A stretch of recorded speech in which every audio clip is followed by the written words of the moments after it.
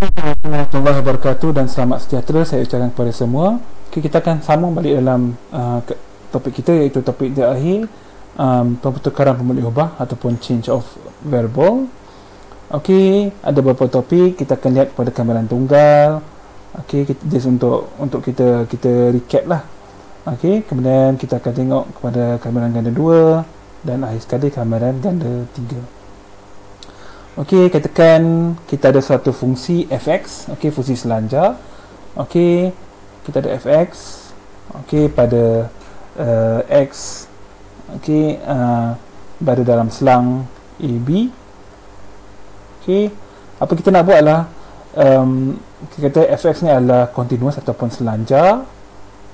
Okey, apa kita nak buat adalah kita nak kamikan fx, okey, terhadap x dari A hingga B lah. Okey, ni apa yang kita nak buat lah. Okey, sini. Kemudian katakanlah kita nak melakukan pertukaran pemboleh ubah. Okey, pertukaran pemboleh ubah ataupun kita kata penjelmaan, transformation kan. Okey, penjelmaan di sini. Okey, jadinya katakan kita ada x sama dengan g. Okey, maka dengan kata lain kita ada u, kita ada x, kita ada y, yang mana u daripada u dipetakan ke x oleh g, kemudian daripada x ke y oleh f. Okey, tak apa. Okey, jadi kita tukar s kepada gu di sini. Okey, ada dua case. Boleh jadi yang kita akan pertimbangkan, iaitu di sini adalah case yang mana gu ataupun kita ada g menokok ataupun meningkat secara ketat, ataupun kita kata strictly increasing. Kemudian satu kes lagi kita akan pertimbangkan, iaitu G menyusut ataupun berkurang ataupun menurun secara ketat juga. Okey, itu kita kata dia adalah G adalah strictly decreasing. Okey, jadi dekat sini kita ada, bila kita tengok kes yang pertama, okey, dia menokok. Okey, maka bila kita menokok ataupun menokok secara ketat lah, okay, lebih spesifik.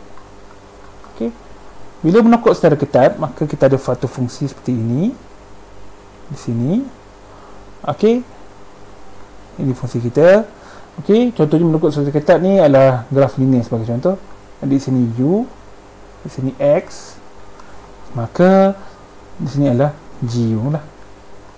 Okey, sekarang ni kita berbalik pada kameran kita. Kameran kita adalah kita nak kamikan daripada x sama dengan a, jadi x sama dengan a dengan x sama dengan b. Maksudnya nilai x adalah a dan b. Okey, di sini kita boleh lukis setelah ni x sama dengan a, di sini x sama dengan b, maka kita dapat di sini kita unjurkan dia pada paksi u.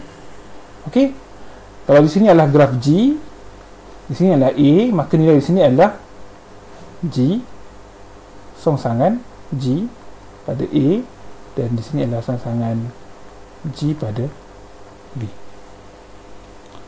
Okey, kita terbalikkan je kan. Contohnya kalau kita, di sinilah kan kita ada di sini songsangan G, di sini kita ada songsangan F.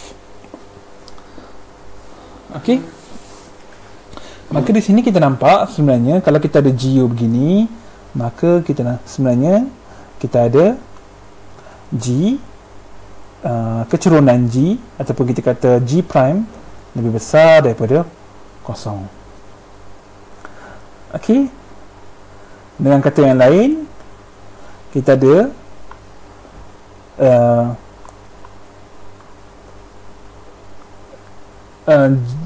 songsangan G prime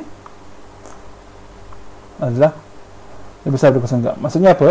Maksudnya di sini kecerunan G lebih besar daripada kosong, maka sudah tentu kecerunan kepada sesangan G juga lebih besar daripada kosong. Ataupun kita kata dengan kata lainnya di sini, di sini, okay, kita ada maaf kalau okey, kita terus ke sini. Okey, dengan kata lain, okey, G A, okey, ataupun kita kata sekejap ya, saya kena tulis di sini. Okey, betul, lebih kecil daripada B bila mana A lebih kecil daripada B. Sudah tentulah. Okey, kita tengok gambar di sini. Kita ada A, sesangan G pada titik A dengan sesangan G pada titik B. Okey, dia lebih kecil daripada sini. Ini menunjukkan A lebih kecil daripada B. Okey. Kalau kita ada suatu nilai di sini lebih besar, kalau kita ada nilai yang lebih besar pada paksi U, bermaksud nilainya pada paksi X lebih besar juga. Okey.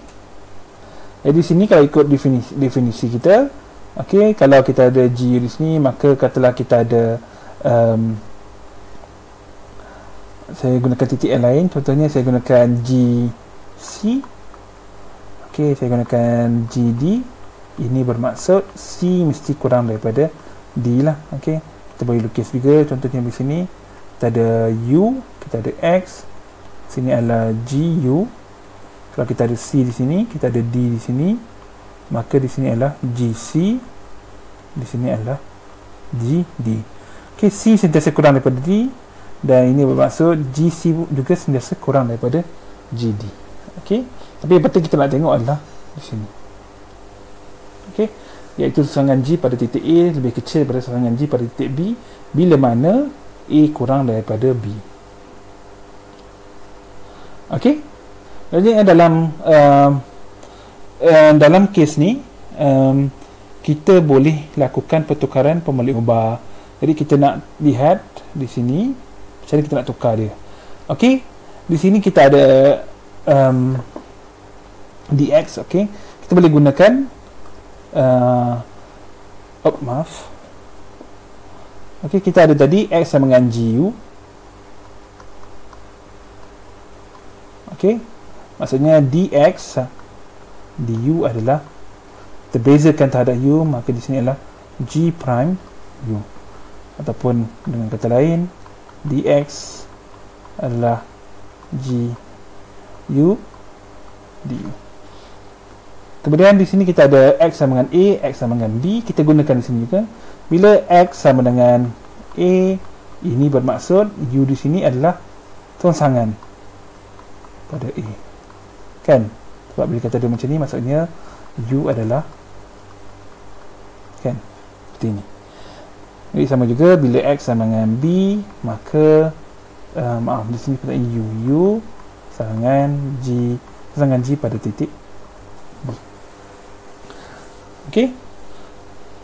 Ini oleh itu, ataupun saya tulis di sebelah sini saja.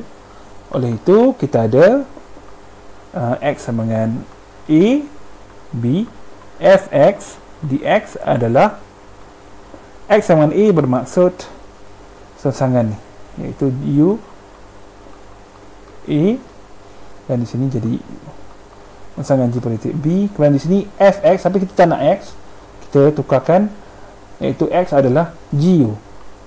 Jadi semua x akan digantikan dengan gu. Kemudian dx adalah g prime u du. Okey, ni yang kita dapat dalam maaf, bukan di sini. Oh, betul, di sini, iaitu di sinilah keseluruhan ni sini. Okey, jadi ungkapan di sini adalah sah kerana g adalah fungsi menokok dengan ketatnya. Maksudnya di sini g sentiasa lebih besar daripada kosong. G tidak bertukar arah. Okey, di sini saya tandakan, iaitu saya tak perlu. Okey, di sini kita ada g lebih besar daripada g prime, maaf, g prime u lebih besar daripada kosong. Okey, kita akan lihat kes yang kedua, iaitu bila mana G menyusut secara ketat dalam video yang seterusnya.